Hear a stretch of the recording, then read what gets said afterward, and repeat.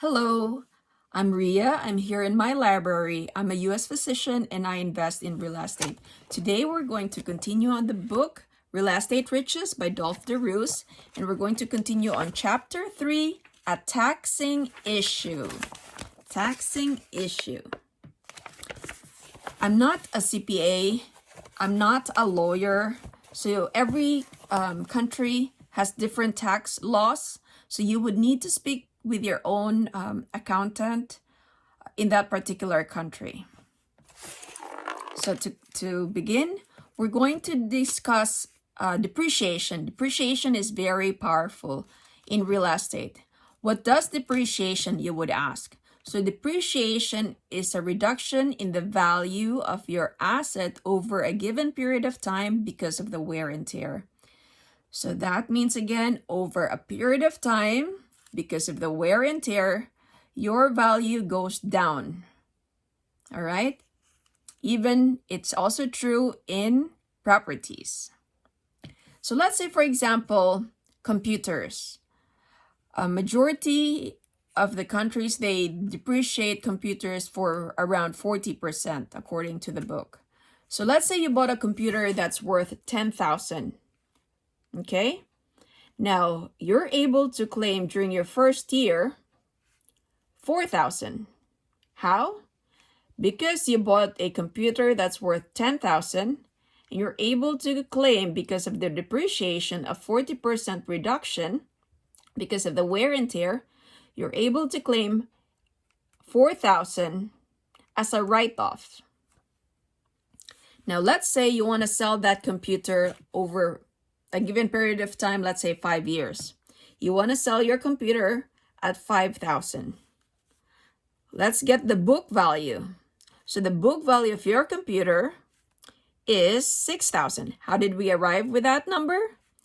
$10,000 was your purchase price minus $4,000.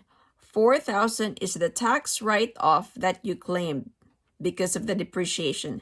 So your book value is $6,000. And you sold your computer for $5,000. So for tax purposes, you can claim another $1,000 as a tax deductible expense.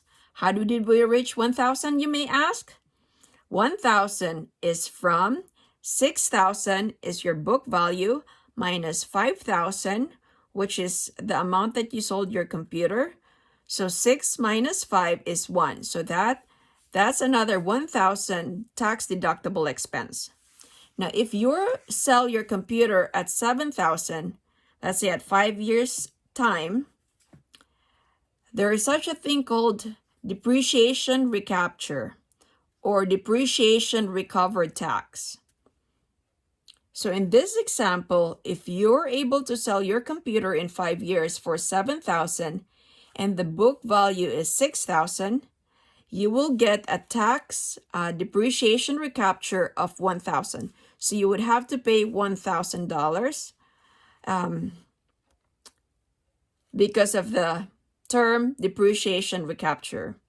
In real estate, you can depreciate fittings, curtains, carpets, appliances, the whole house. Even if your real estate is going up in value, as long as it's in the right location and the property is earning income, you can depreciate your property. You can depreciate your property even if the value of the property goes up. And depreciation does not cost you anything. You would need to hire an accountant or an engineer to do the depreciation for you. Now, let's say you have a property that's worth $200,000. Okay, you bought a property for $200,000 and the annual or yearly rent is $20,000. Now, you do have expenses when you have a property in order to maintain that property. Just to name a few would be mortgage, interest, right? You would need to pay your taxes, your property insurance, and some repairs of the house. And for this example, let's say your expense for that property is $15,000. Okay? You're earning annually or yearly a rent of 20,000 and your total expense is 15,000. So your pre-tax profit is 5,000. Okay? 20,000 minus 15,000 is 5,000 left over. That is pre-tax profit.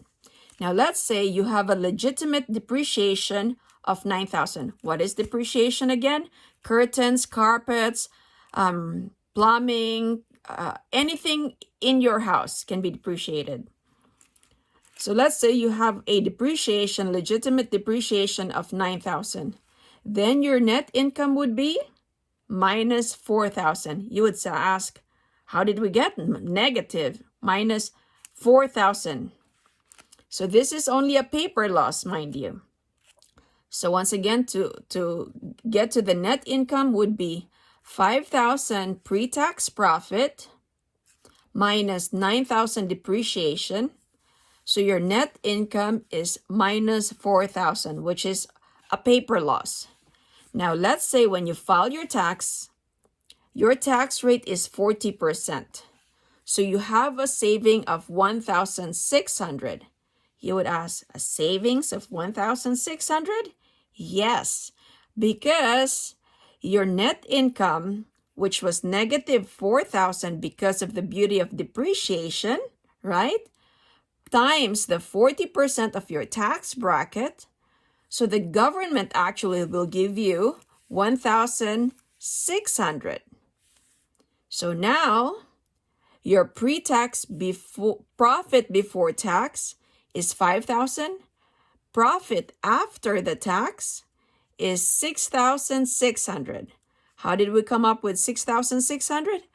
5,000 of your profit before tax plus the 1,600, which is the government giving you additional 1,600 because of the magic word depreciation. Now, if your rental income is so high, and that's what we want, so high, right? And you're not able to reduce your profits because of depreciation, that's okay too. We want all of us to make good profit. Now, going back on the property, let's say you bought a property of 200,000, which is earning you annually of 20,000. And let's say we did a 90-10 loan to value, which means 10% of the cash comes from you and 90% comes from the bank, right? So then we'll have to compute yield. Yield is the rental income divided by the purchase price. Yield is rental income divided by the purchase price.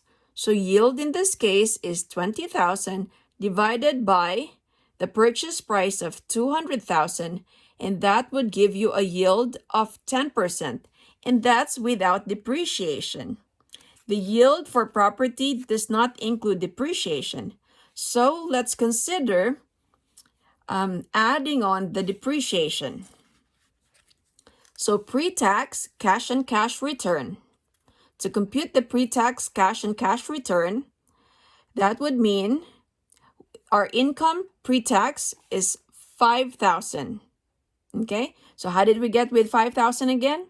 Annual rent of 20,000 minus 15,000 in expenses. So our pre-tax income is 5,000 divided by 20,000 cash invested using the 90-10 loan to value, which means 10% you come up with your own cash. That's why the 20,000 and 90% is from the bank.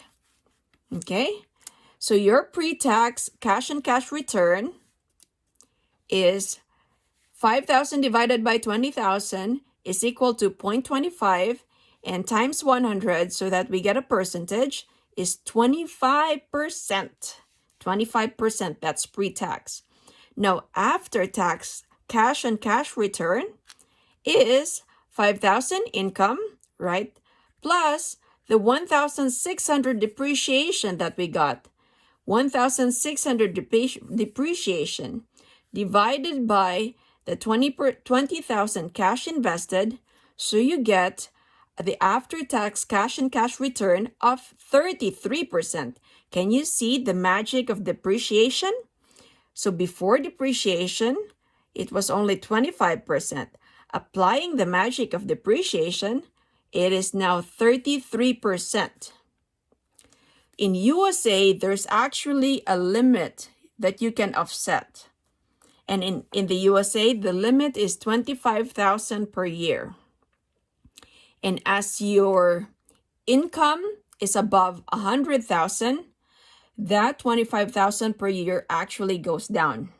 And there's a, don't be worried, because there's a way to actually go around this, and it's legitimate. And I'm going to be discussing that in probably in several days from now. So I would advise you to contact your local accountant to get to know about your taxes, so that you know how much you can actually depreciate your property. All right, I hope you learned something. Happy investing!